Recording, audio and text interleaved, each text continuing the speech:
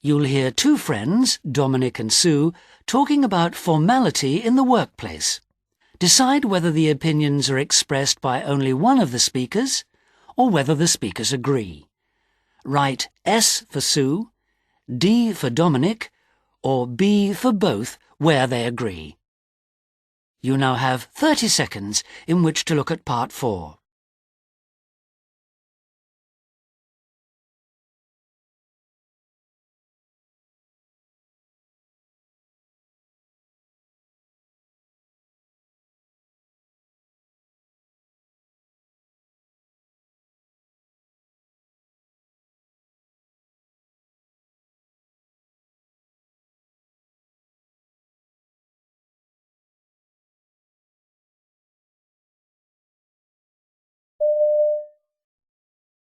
You know, Sue, I was speaking to someone yesterday about informality at work, and he thought that open-plan offices really improve the working environment and encourage people to talk about the job and about problems among themselves and to the boss who's sitting there too.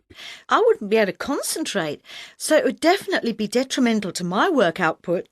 Well, it depends to some extent on the individual, I suppose, but it works for me, though previously I was sceptical. But these days, with email and all these other ways of communicating, I can't see any advantage in having open-plan offices. That's hardly an argument against them. Everyone wants a more informal atmosphere these days. Another aspect of being less formal is calling your colleagues by their first names. Where I work, the owners most definitely want to be called Mr. and Mrs., but the rest of us all call each other by our first names. Does your company have any convention on that?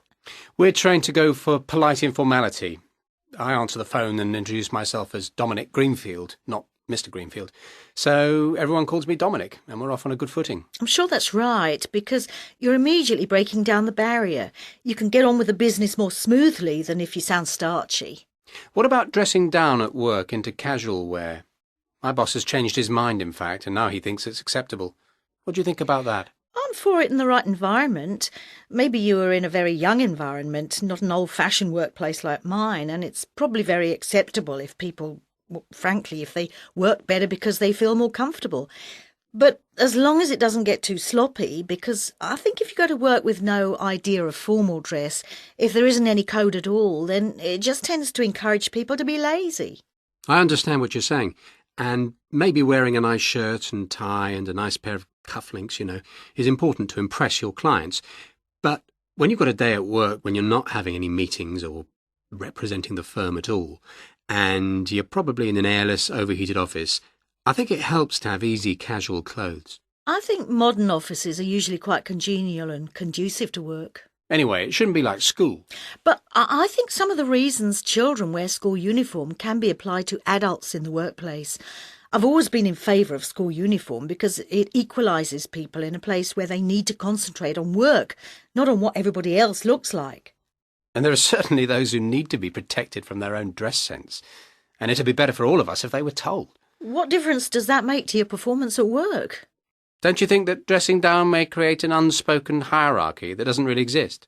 So people at work, who are maybe on the same level, if one of them dresses on a higher budget in designer labels, even if it's casual clothes, that person will automatically be seen as more prestigious. I don't say it's all important, but I think it could disadvantage certain people.